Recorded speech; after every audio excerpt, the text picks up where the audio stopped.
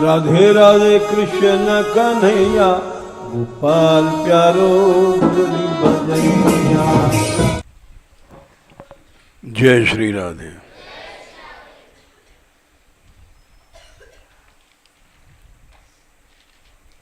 जय श्री राधे।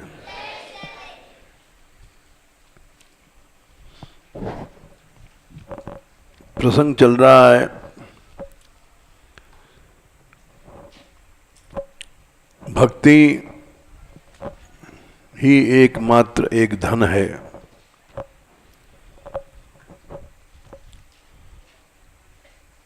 जिसको प्राप्त करने के लिए भक्त लोग चाहते हैं।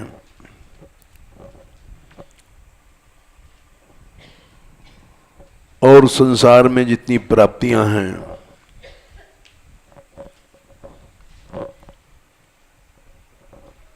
इसको बंद कर देना पंखे को, वे प्राप्ति नहीं है।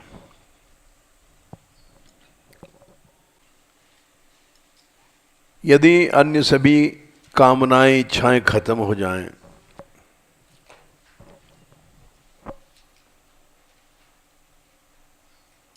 तो भगवान की भक्ति अपने आप आ जाती है।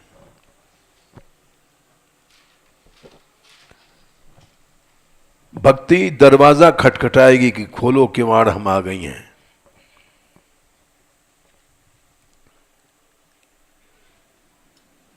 भगवान ने उद्धव से यही समझाया था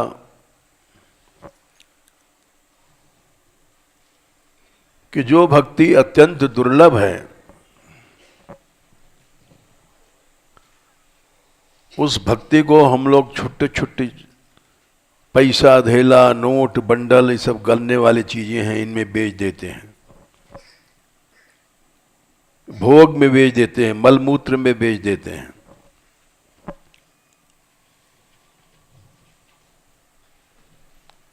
तो भक्ति कैसे आ सकती है? हम लोग उपदेश देते हैं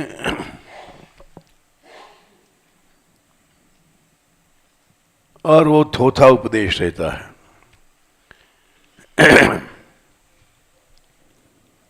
लोभ आया और सब जीरो हो गया।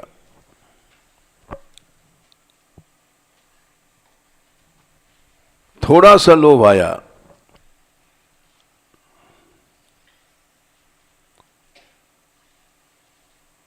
और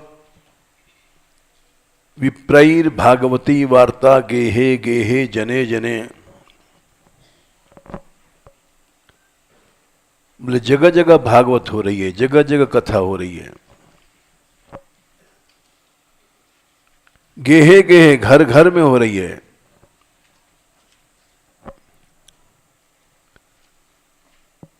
लोभ दे दो, घर घर पंडित अपने आप आ जाएंगे।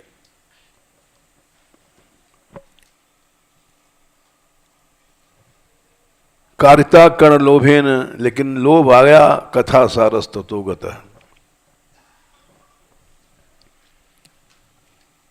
कथा का सार चला गया।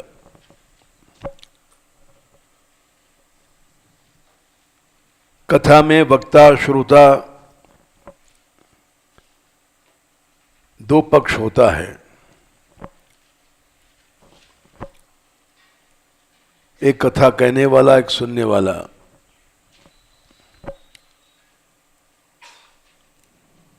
सुनने वाले बहुत से हो सकते हैं, कहने वाला प्राय एक ही होता है। दोनों का सार चला गया। वक्ता भी सारहीन हो गया, श्रोताओं को भी सार नहीं मिला।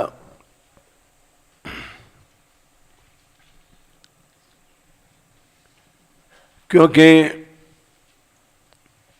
वक्ता जो बोलता है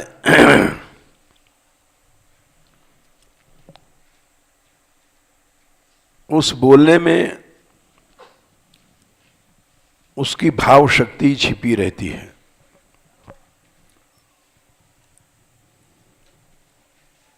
और उस भाव शक्ति का प्रभाव लोगों पर पड़ता है।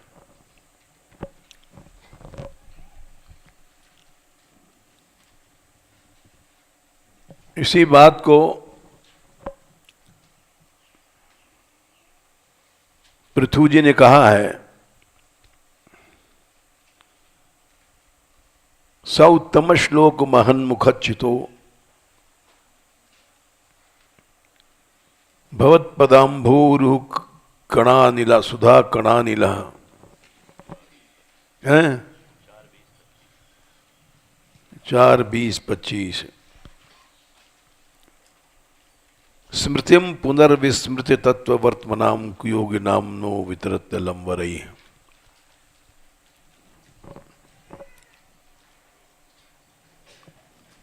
कथा कहने वाला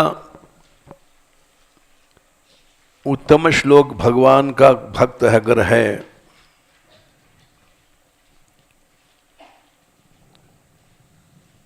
तो उसके शब्दों में भगवान के चरणों का चरण कमल की हवा छिपी रहती है।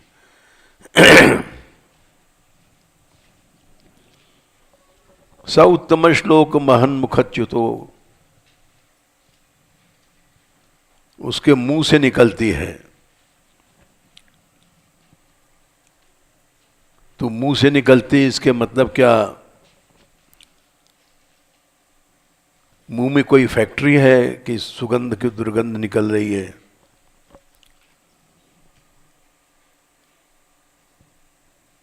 बोले नहीं, मुंह में जो हवा आई थी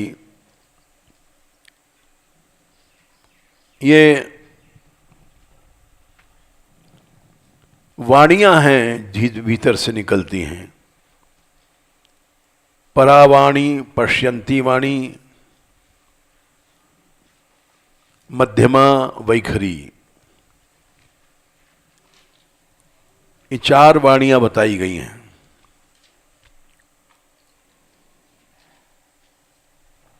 सबसे पहले परावाणी होती है।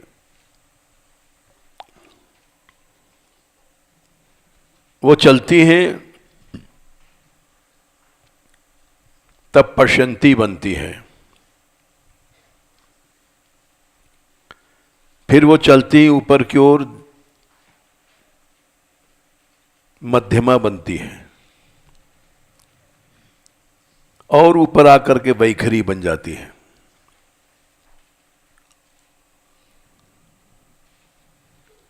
नीचे से चलती है। परावाणी कहाँ है? अधिष्ठान चक्र में।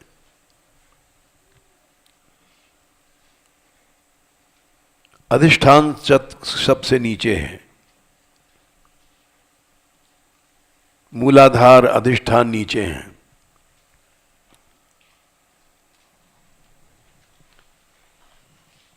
यानी जहां संस्कार रहते हैं गूढ़ रूप से छिपे हुए,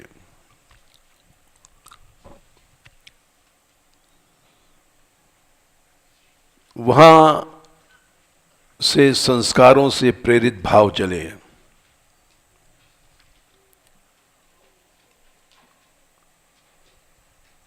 ये संस्कार ही भाव बन जाते हैं। बड़ी गंभीर थ्योरी है। संस्कार ये अनंत हैं, भीतर छपे हुए। यही भगवान की माया है। छोटे से चित्त में अनंत संस्कार हैं। मनुष्यों ने भी बनाया है डीवीडी वगैरह, 100 घंटे उसमें लेक्चर सुनते रहो। छोटे से उसमें कई घंटे की आवाज भर देते हैं। तो परमात्मा की माया जो अनंत शक्ति है, उसमें क्या आश्चर्य है, सूक्ष्म इतने स्थूल भावों को भर देना।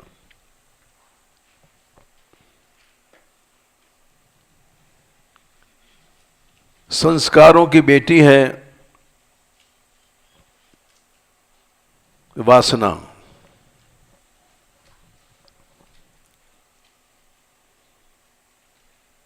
वासना की बेटी है स्मृति। स्मृति का बेटा है ज्ञान।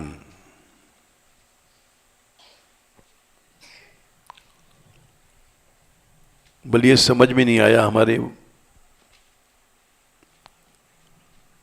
देखो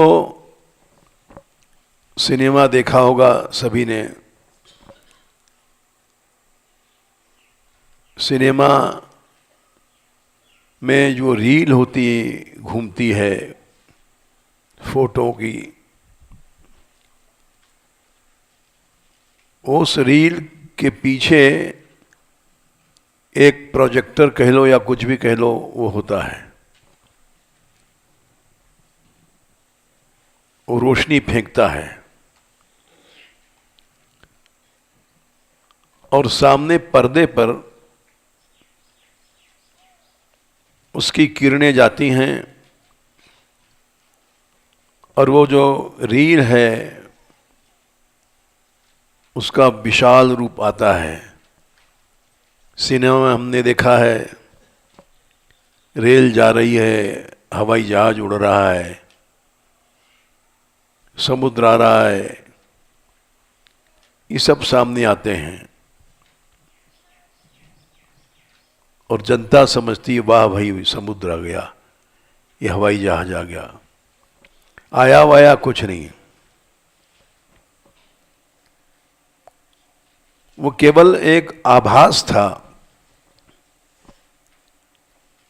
जिसको हम समझ नहीं पाए।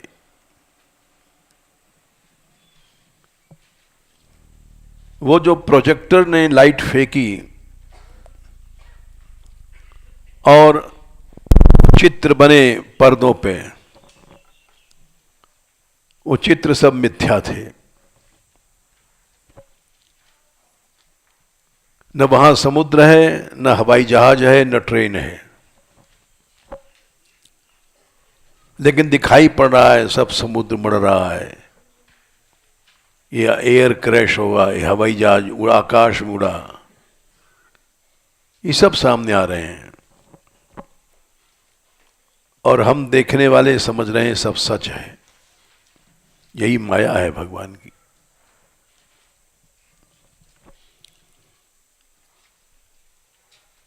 इसी को, इसीलिए संसार को मिथ्या कहा गया। ये दिखाई पड़ता है, ये है नहीं। न रूपम अस्य तथोपलभ्यते, 15वें अध्याय में भगवान ने 3रे श्लोक में कहा, ये जो दिखाई पड़ रहा है ये है नहीं है। सिनेमा में तुमने देखा समुद्र उमड़ रहा है,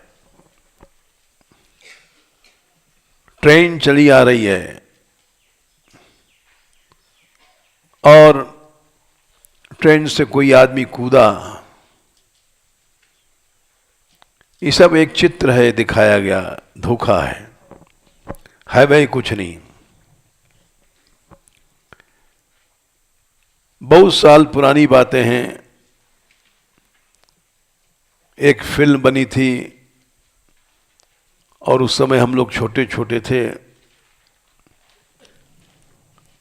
बड़ी उत्कंठा से देखने जाते थे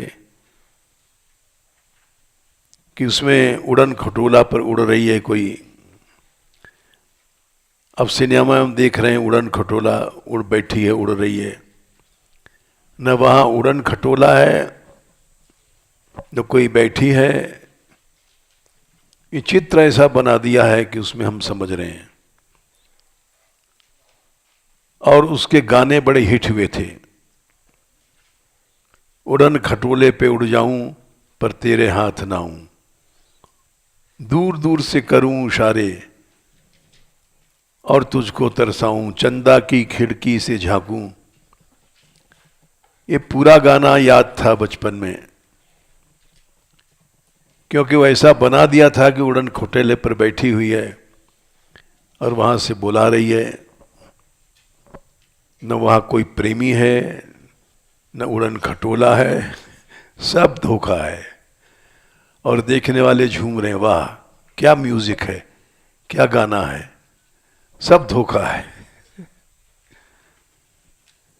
न रूपमस्य तथोपलभ्यते, भगवान ने इसी बात को गीता में कहा।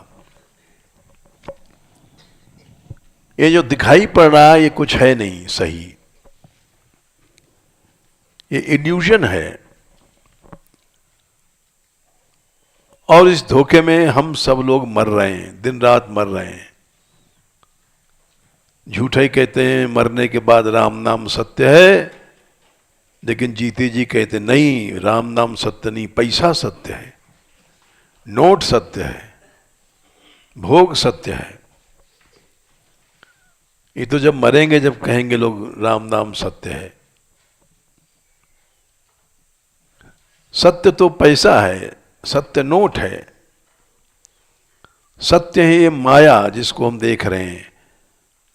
और भगवान कहते हैं नहीं भाई, ये इसका ये वास्तविक रूप नहीं है। गीता पढ़ने वाले भी, लेक्चर देने वाले भी, अगर उनको भेंट नहीं मिली तो फिर उनका मुंह टेढ़ा हो जाता है।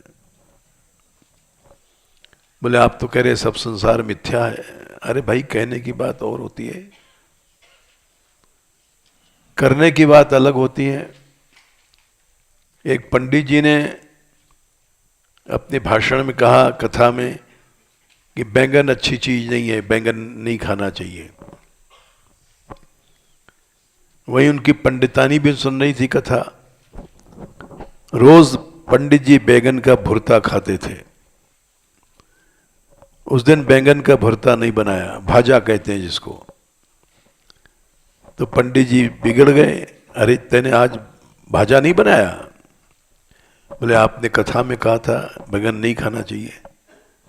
अरे वो तो चौकी की बात थी, चौकी मतलब व्यास आसन पर, चौकी की बात चौका पर नहीं आनी चाहिए।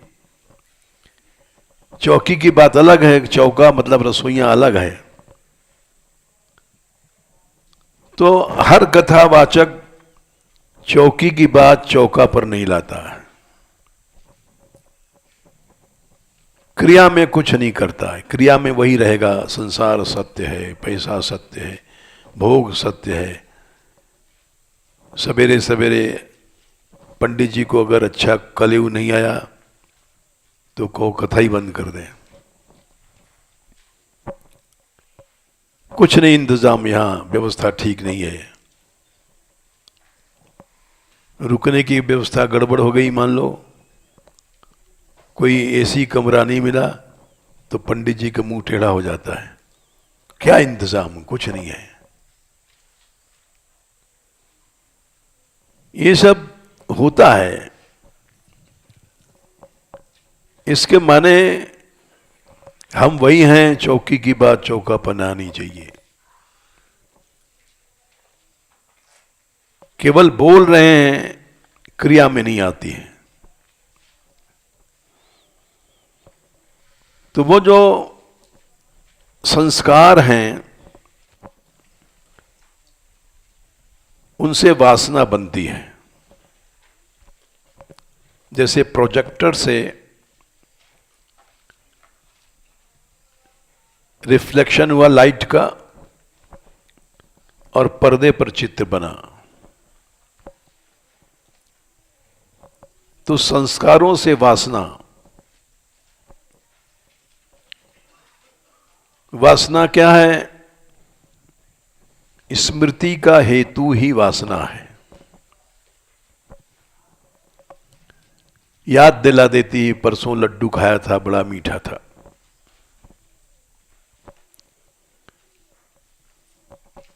किसी एक दिन कुल्फी मलाई खाई थी, बड़ी अच्छी बनी थी। ये भोग बुरे हैं, लेकिन अगर इनका संस्कार नहीं बनता है तो कोई बुरे नहीं है। अनासक्त भोग में संस्कार नहीं बनता है। महापुरुष लोग भी खाते हैं लड्डू पेड़े वगैरह, और हम लोग भी खाते हैं। हम लोग जो खाते हैं वो संस्कार बन जाता है,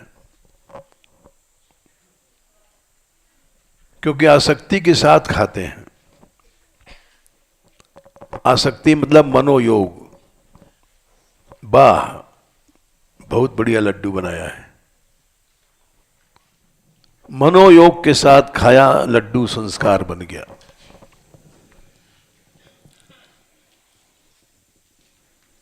और यदि मनोयोग न होता तो कुछ न बनता।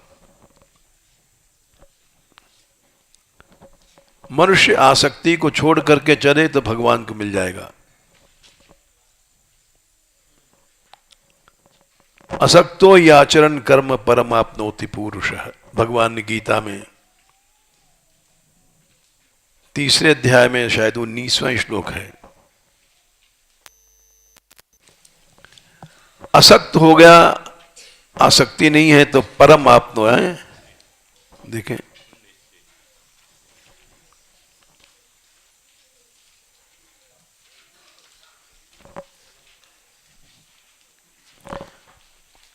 उन्नीसवां है, तस्माद असक्तः सतम कार्यम कर्म समाचर। अगर तू आसक्ति को छोड़ के चलेगा तो सीधे सीधे भगवान के पास पहुंच जाएगा। परम आपनोति पुरुष।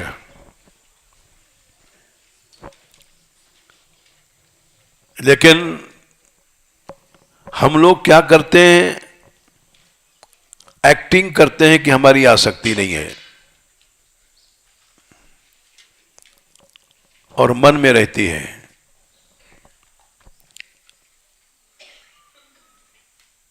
कितने लोग हैं पैसा छूते नहीं हैं। एक व्यक्ति थे, वो पैसा नहीं छूते थे। पैसा उनको कोई असिस्टेंट पकड़ लेता था और वो दिखा रहे हैं कि हम पैसा छूते नहीं हैं। बिना छुए सब काम हो रहा है। कितना आया भाई? महंत जी ने पूछा, बोले इतना आया, अच्छा इसे ऐसा कर दो वैसा कर दो। एक्टिंग करते हैं कि हम अनासक्त हैं, लेकिन हैं पूरे आसक्त। तो भगवान कैसे मिलेंगे?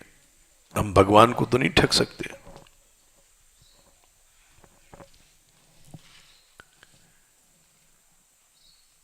देखो, हम लोग तो चतुर बनते हैं।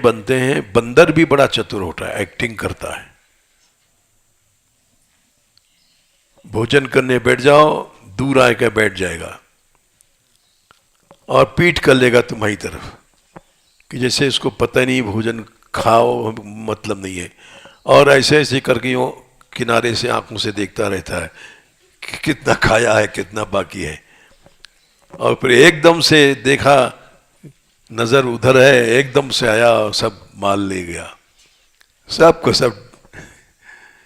तो हम लोग उसी तरह के व्यक्ति हैं।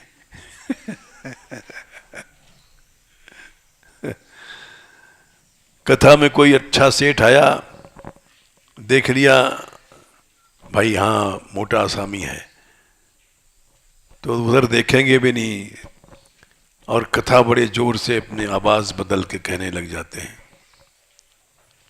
कि इंप्रेशन पड़ जाए। इसी तरह से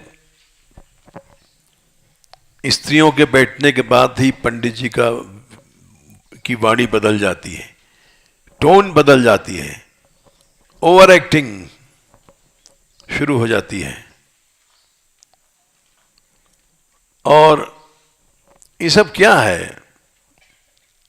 ये सब आसक्ति का ही एक दूसरा रूप है, छद्म रूप है। आसक्ति वाला फिर भी अच्छा हैगा। एक बच्चे में ये गुण नहीं होगा कि अपनी आसक्ति को छिपावे। जिव्म आचरण इसको कहा गया है, कुटिल आचरण। ये उससे भी बड़ा बुरा है।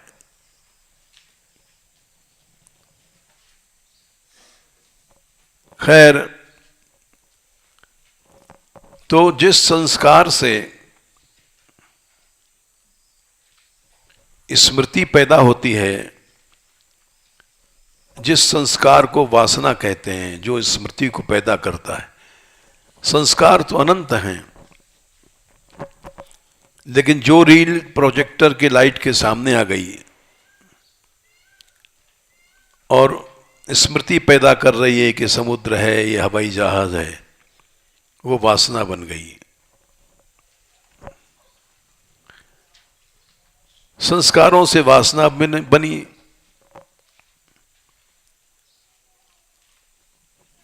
और वासना से फिर स्मृति आई, ओहो ये लड्डू तो बड़ा मीठा है, हमने परसों खाया था, इस भोग में बड़ा आनंद आया है, उससे हम मिले थे कभी। तो वह वासना की बेटी भई स्मृति। स्मृति क्या है? हमारी चेतना तदाकार बन गई, ये स्मृति है।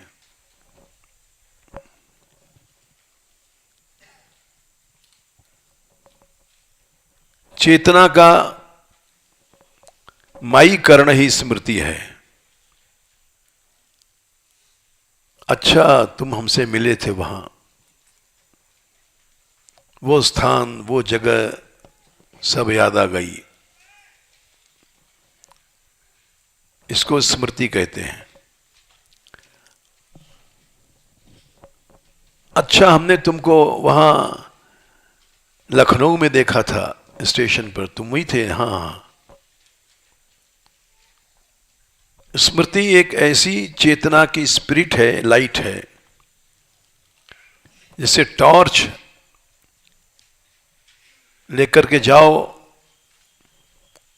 तो छोटी मोटी टॉर्च तो यहीं पास तक लाइट देगी, बड़ी टॉर्च लिया 9 सेल की, बहुत दूर तक लाइट गई, हेलोजन लाइट लिया तो मीलों तक चली गई। तो स्मृति क्या है? ये चेतना की वो स्मृति लाइट है जो अतीत काल की बातों को देख लेती है,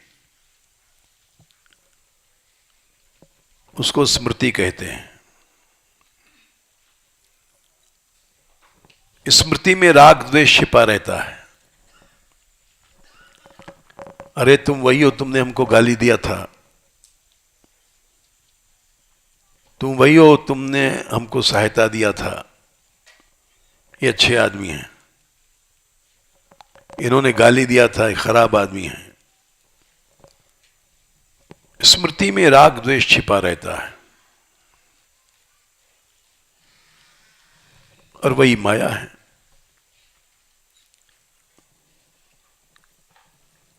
बोले राग द्वेष तो भगवान में भी है।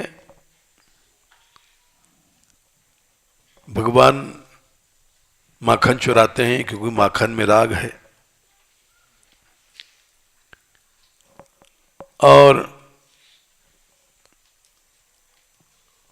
यद्यप मैया मोरी मोई माखन अति भावे, भगवान स्वयं कर रहे हैं, हमें माखन बड़ा अच्छा लगता है। मैया मोरी मैया माखन मोहि भावे, मधुमेवा पकवान मिठाई इनमें रुचि नहीं आवे। तू मेवा देती है, मधु देती है, ये सब बेकार है, मेरा तो राग माखन में है। तो किसी ने शंका किया कि भगवान में भी राग द्वेष है।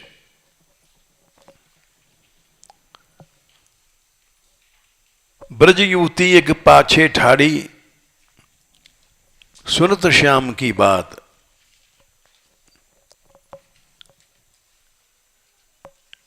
एक गोपी पीछे खड़ी सुन रही थी, श्याम को माखन अच्छा लगता है और सोच रही है मैं अपने घर में कब देखूंगी, कब हूं माखन खात। ये विचार किया कि हमारे यहां भी माखन होता है, कभी हमारे यहां माखन खाएगा क्या।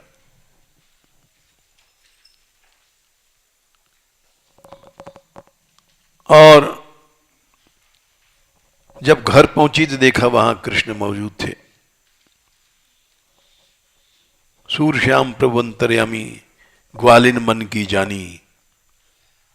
वो मन की जान गए थे, इसलिए वहां पहुंच गए। इन पदों में बड़ा विज्ञान छिपा हुआ है।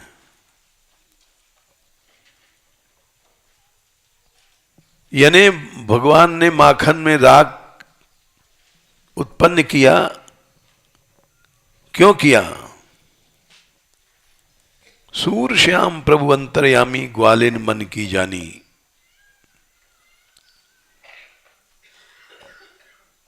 ग्वालिन के मन के समझ गए थे कि चाहती है कि हमारा माखन खावे, इसलिए भगवान ने राग प्रकट किया।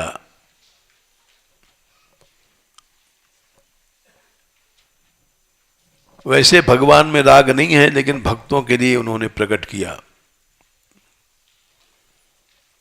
क्योंकि पत्रम पुष्पम फलम तोयम यो मे भक्त्या प्रयच्छति तदहम भक्ति प्रथम अश्नामि प्रेतात्मना।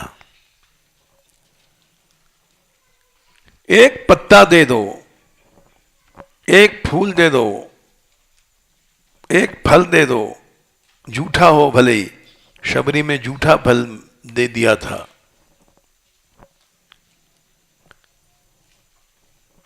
एक पत्ता थाली का जूठन था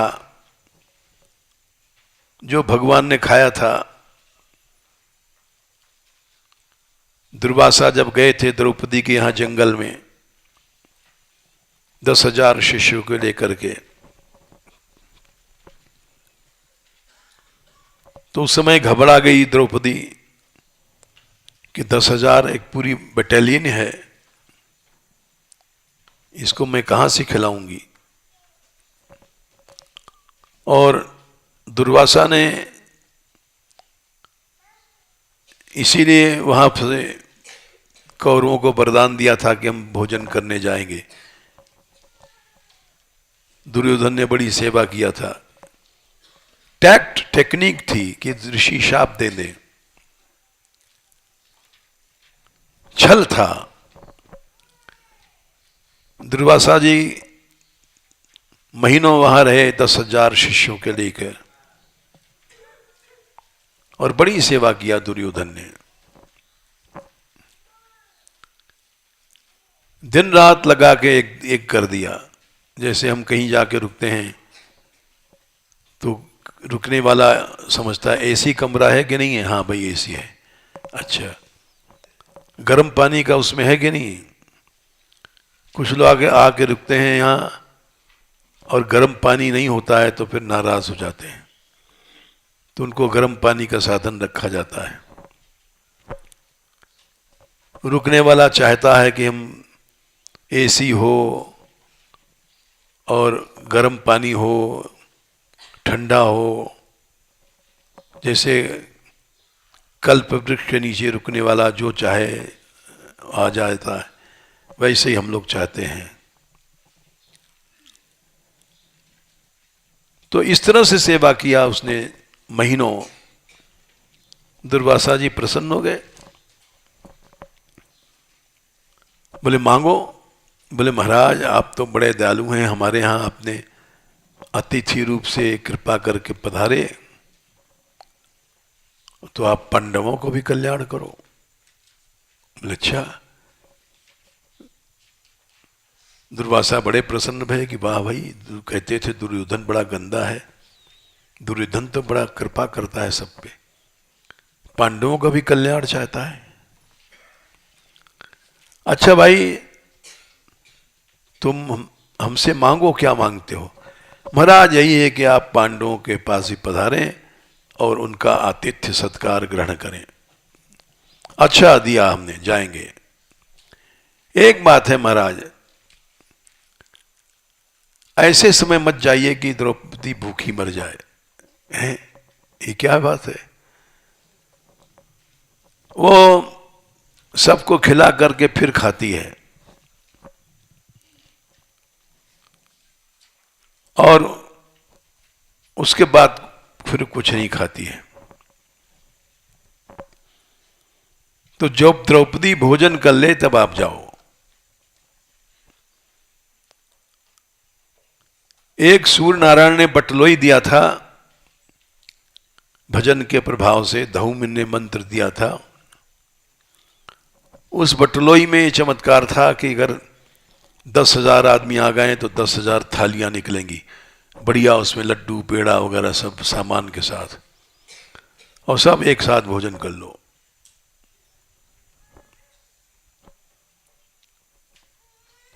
और सबको भोजन कराने के बाद जब वो भोजन पीछे करती थी, बटलोई धो देती थी, तब कुछ नहीं निकलता था। दुर्योधन समझ गया उसी समय 10,000 आदमी जाएं और इनका स्वागत तो होगा नहीं, क्योंकि जो कुछ है बटलोई का चमत्कार है। बटलोई धोने के बाद कुछ नहीं रहेगा। तो इसने ये कहा, महाराज द्रौपदी जब भोजन कर ले तब आप जाओ, क्योंकि भूखी न रह जाए बेचारी। तो दुर्वासा बड़ा प्रसन्न हुए। अरे वाह, लोग कहते हैं कौरव बड़े बदमाश हैं, ये तो पांडवों का हित चाहता है। बोला अच्छा भाई दुर्योधन, तू जो कहता है वैसा करेंगे, ठीक है।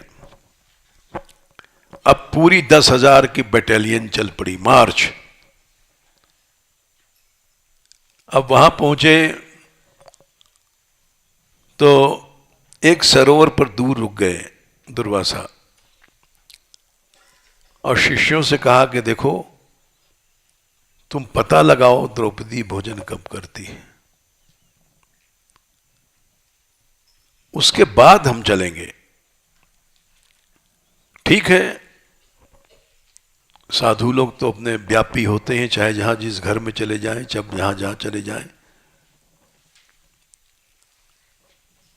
जब उन्होंने देख लिया कि द्रौपदी ने भोजन कर लिया, अतिथियों को सत्कार हो गया, तब सीआईडी लगा हुए थे और जाकर के दुर्वासा से कहा कि महाराज अब दुर्वासा महाराज पधारो, द्रौपदी भोजन कर चुकी है। अच्छा अच्छा चलो। पहुंचे वहां, द्रौपदी बटलोई मांझ मूंझ करके देखा दुर्वासा, नारायण हरि हरो, दुर्वासा ऋषि आ गए। दुर्वासा ऋषि आ गए, चरणों में गिरी, महाराज पधारो। हाँ, हम आतिथ्य के लिए आएंगे। अरे वाह, हमारे भाग खुल गए। बोले हाँ, हम आतिथ्य के लिए आए हैं, तुम मना कैसे करें? अतिथि लौट जाएगा तो शास्त्र कहता है पुण्य लौट जाते हैं। अच्छा मैं स्नान करके आता हूं द्रौपदी, तुम पत्तल पत्तल लगाओ। सब हम लोग इकट्ठा आते हैं। हाँ महाराज, हाँ हाँ कहती गई। और वो चले गए सरोवर में स्नान करने। द्रौपदी पुकारने लगी, गोविंद अब मरे, अब इनका शाप आएगा तो उसे शाप से बचाने वाला कोई नहीं है। तो गोविंद की याद किया, करुणा भरी पुकार से रोने लग गई। गोविंद आ गए वहां से, द्वारका से, एक क्षण में। पांचाली, हा गोविंद तूने याद किया? हाँ महाराज याद किया। याद का बड़ा संकट है। क्या संकट है? अरे 10,000 अतिथि हैं, इनको मैं कहां से खवाऊंगी। एक दुर्वासा जी होते तो कोई बात नहीं, फल फूल ले दो। 10,000 की पलटन है, 10,000 के लागे फल फूल और तुरंत कैसे तोड़ के लामे। तो इसलिए तुम्हारी याद किया है द्रौपदी। अब वो तो नाटकियां हैं ये। अरे तैने याद किया हमारी, हम खुद ही भूखे हैं, पहले तो हमको खिला। बोले महाराज बटलोई हमने धो दिया है, अब उसमें कुछ नहीं है, हम आपको क्या खिलाएं। बोले झूठ बोलती है, अभी तो बटलोई में बहुत मसाला है, छिपा लिया है तैने।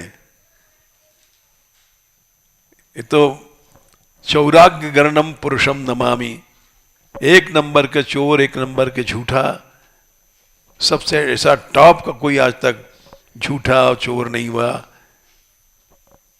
चौर जार शिरोमणि महादेव जी ने कहा है गोपाल सहस्त्र नाम पाठ में, ऐसा बड़ा चौर आज तक कर्ण कोई नहीं हुआ, ऐसा जार पुरुष नहीं। चौर जार शिरोमणि, टॉप के हैं चोर, टॉप के जार पुरुष हैं।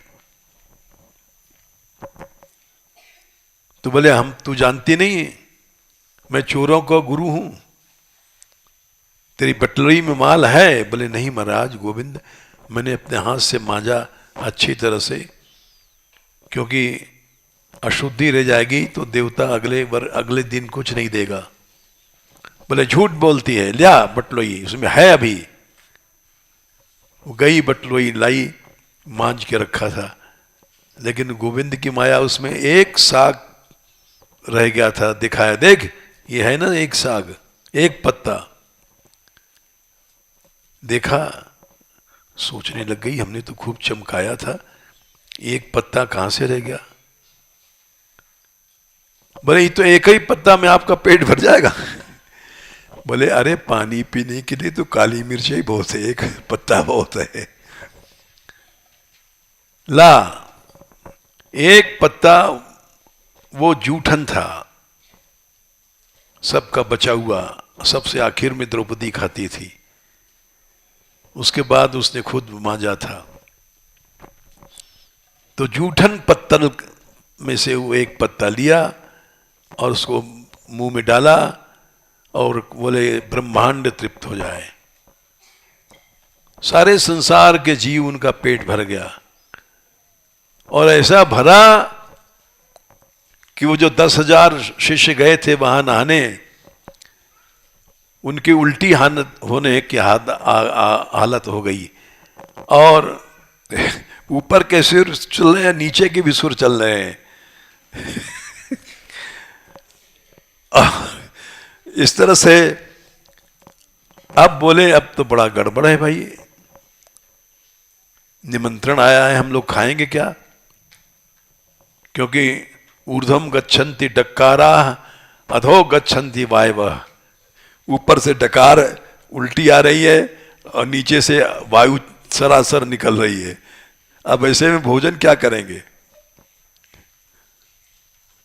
तो गुरुजी, हाँ शिष्यों, महाराज अब खाने का जगह नहीं है, अब तो मरने की हालत है हम लोगों की। दुर्वासा जी बोले अरे भाई तुम्हारी क्या हमारी भी हालत है, हमारा भी पेट ऐसा भर गया है। बोले महाराज तो क्या किया जाए। अरे भाई माल बनाया होगा पांडवों ने और उनका तिरस्कार दुर्वासा ने बोला कि भक्तों का अम्बरीश का हम भोग चुके हैं, अब ये पांडव उनसे कम नहीं है, भाग चलो यहां से, इसी में कल्याण है। बोले हाँ गुरुदेव जल्दी भाग चलो। अरे चल यहां से। अरे हमारा तो थैला वही रह गया गुरुदेव, पांडवों के वहां द्रौपदी की झोपड़ी के आगे, वो थैला ला मैं जाके। अरे नहीं, थैला लेने जाएगा वो पांडव पकड़ लेंगे तो भोजन करना पड़ेगा। इधर कृष्ण बोले पांचाली हाँ बुलाओ अतिथियों को, बहुत देर हो गए स्नान करते करते। पांचाली बोली, महाराज क्या बोला मैं, न कुछ पत्तल है, न सामान है परोसने का है, न बर्तन है, न भाड़े हैं। अरे तू बोला तो सही।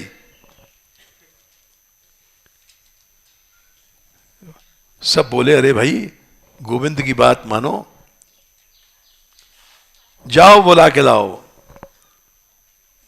अर्जुन और भीम दोनों चले आगे आगे, और कृष्ण की आज्ञा है। तब तक वहां पहुंचे तो देखा सब भगे जा रहे हैं, टाट कमंडल अपना आसन लेकर के। और भीम बोले, अर्जुन हाँ, यहां तो मामला कुछ और है, भगे जा रहे हैं। बोले कृष्ण की माया है, गोविंद की, चलो अब बुलाएं हम लोग। दौड़े, अरे भाई सुनो संतो, ओ संतो, रुको रुको, ये क्या भग रहे हो? अरे भाई नहीं नहीं, हम भगे जाएं, नहीं नहीं ठीक है, हमने सुन लिया सुन लिया। अरे नहीं महाराज सुनो रे, खड़े तो रहो। अरे भाई वहीं से बोलो, हमने सुन लिया।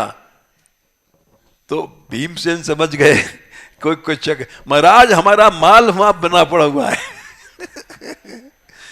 लड्डू पेड़ा मोहन थार ये सब बना पड़ा है, कोई सुन नहीं रहा है, भगे जा रहे हैं। दुर्वासा के चरणों में जाके गिर पड़े, गुरुदेव जल्दी पीछा हट जा, छोड़ाओ। आ गए दो दूत, अर्जुन भीम। दुर्वासा बोले, क्या है भीमसेन? गुरुदेव सब मारा बना पड़ा है, तैयार है, 10,000 का सामान है, आप जल्दी चलो, पधारो ना, हम बुलाने आए हैं। अब दुर्वासा जी फंस गए चक्कर में, ये बुरे फंसे। अब हां कहें तो मुश्किल, ना कहें तो मुश्किल। हां कहें तो खाना पड़ेगा, खाने में हालत बुरी हो रही है चूरन खाने की जगह नहीं वहां तो ना कहें तो मुश्किल है। बोले भाई, दुर्वासा बोले, भीमसेन हमारी तृप्ति हो गई भाई, अब हम नहीं भोजन कर सकते। अरे महाराज आपने पहले नहीं बताया, 10,000 व्यक्तियों की रसोई तैयार किसी तरह भाई, थोड़ी देर में सब माल बिगड़ रहा है। अरे भाई माल बिगड़ रहा है, तुम यहां जीवों को दे देना, खिला देना, जंगल में अनेक जीव हैं, हम लोग अब जाएंगे, किसी को खाने की आवश्यकता नहीं है। वो बोले, तो महाराज आपकी प्रसन्नता जैसे हो, हम तो ऐसा चाहते हैं। नहीं भाई तुम्हारी प्रसन्नता क्या है, तुम मांगो, जो चाहो मांग लो। बोले अच्छा हम क्या मांगे? अर्जुन बोले आप ही दे दो। बोले जाओ तुम्हारे शत्रुओं का विनाश हो जाए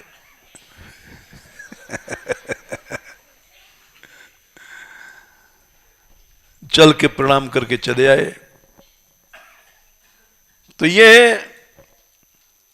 भगवान एक पत्ता खा करके उन्होंने ब्रह्मांड को तृप्त कर दिया।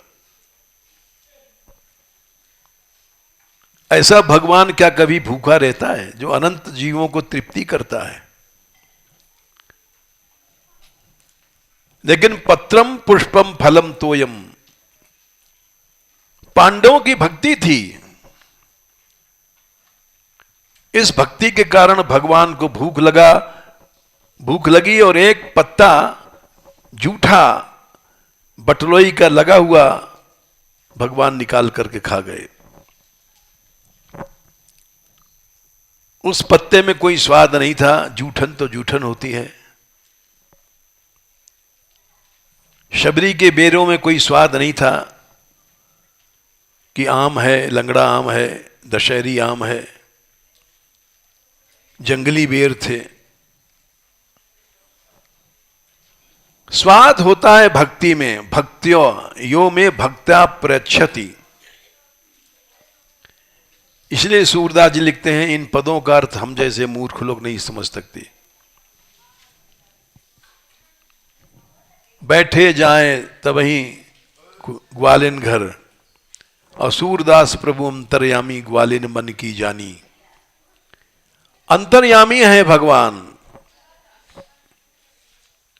योन्तश्चरति सोऽध्यक्ष क्रीडने नेह देह भाग, रास पंचाध्यायी में 33वें अध्याय में 36वां श्लोक है।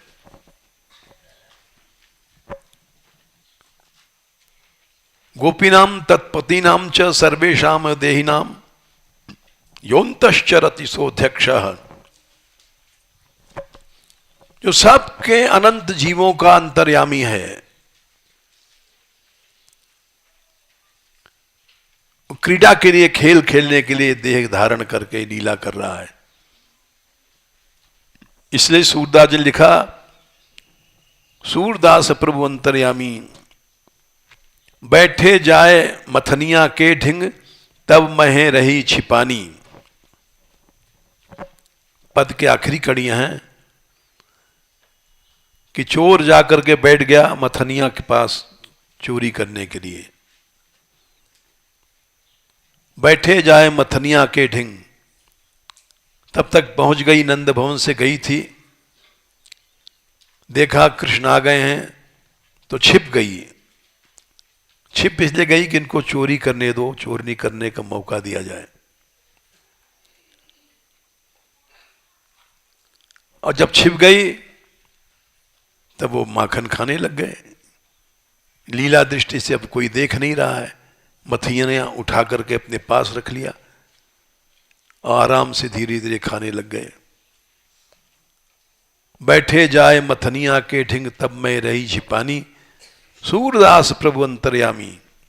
बोले कौन है ये? माखन का भूखा नहीं है, ये अंतर्यामी है। ग्वालिन मन की जानी, ग्वालिन के मन में थी कि मेरे घर कन्हैया आवे माखन खावे। इसने इतना भूखा, इसको भूख लग गई और चोरी करने चलाया। कई जगह लिखा है, एक पद में लिखते हैं, प्रथम करी हरि माखन चोरी। पहले पहले बार भगवान ने माखन चोरी करी। क्यों करी? सूरदास जी लिखते हैं, ग्वालिन मन इच्छा करी पूरन, आप भजे हरि ब्रज की खोरी। ग्वालिन के मन में इच्छा थी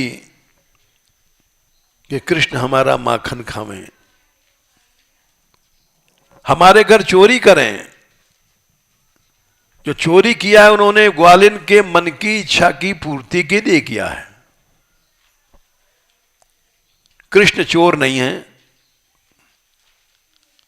तुलसीदास ने लिखा है, विश्वंभर श्रीपति त्रिभुवनपति,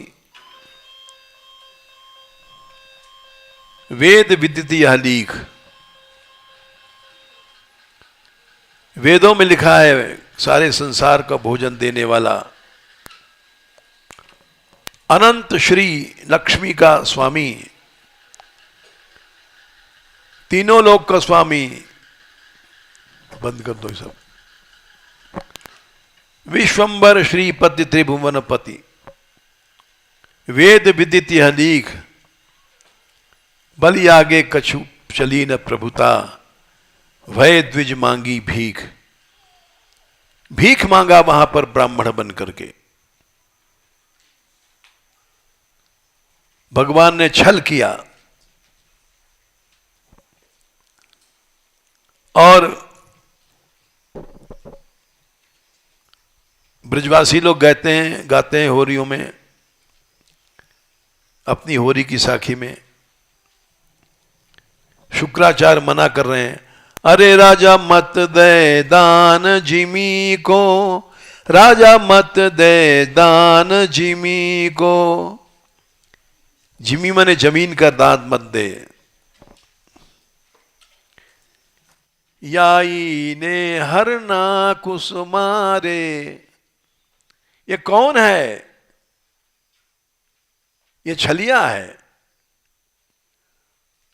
याई ने हरना कुसुम मारे, बन गयो सिंह बनी को, राजा मत दे दान जिमी को।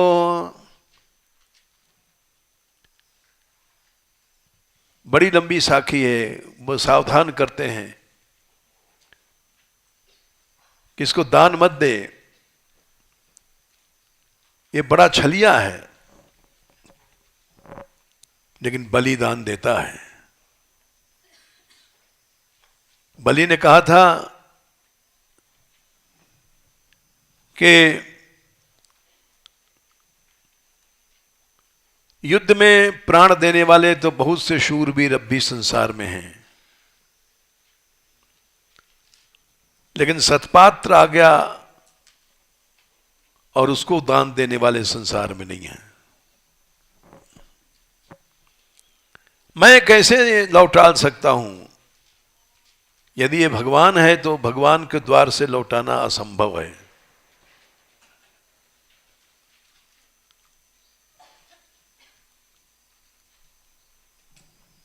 वहां श्लोक है,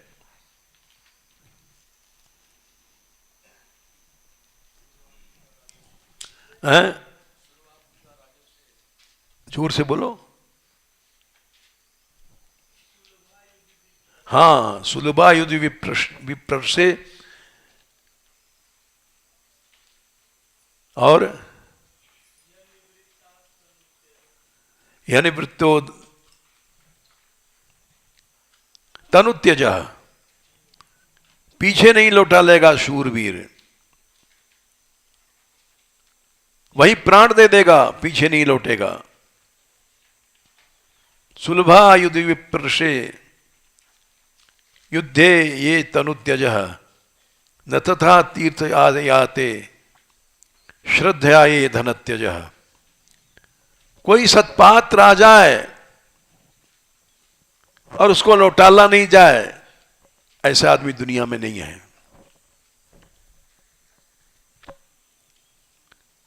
हर आदमी मना कर देंगे कई कारणों से,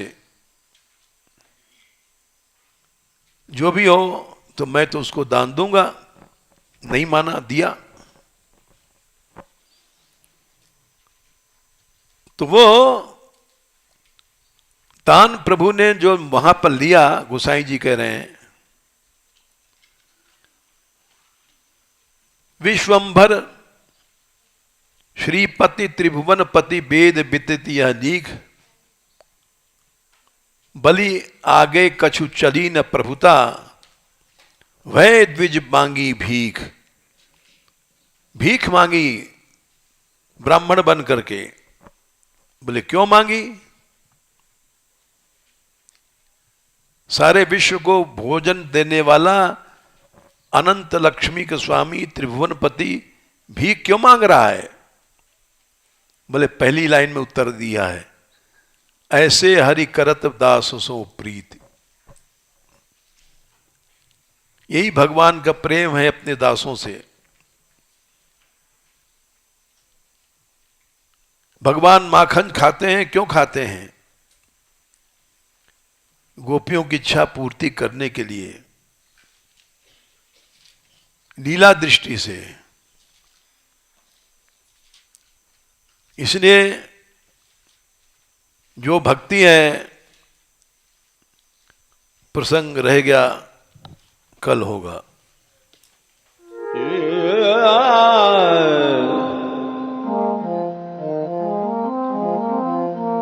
Yeah.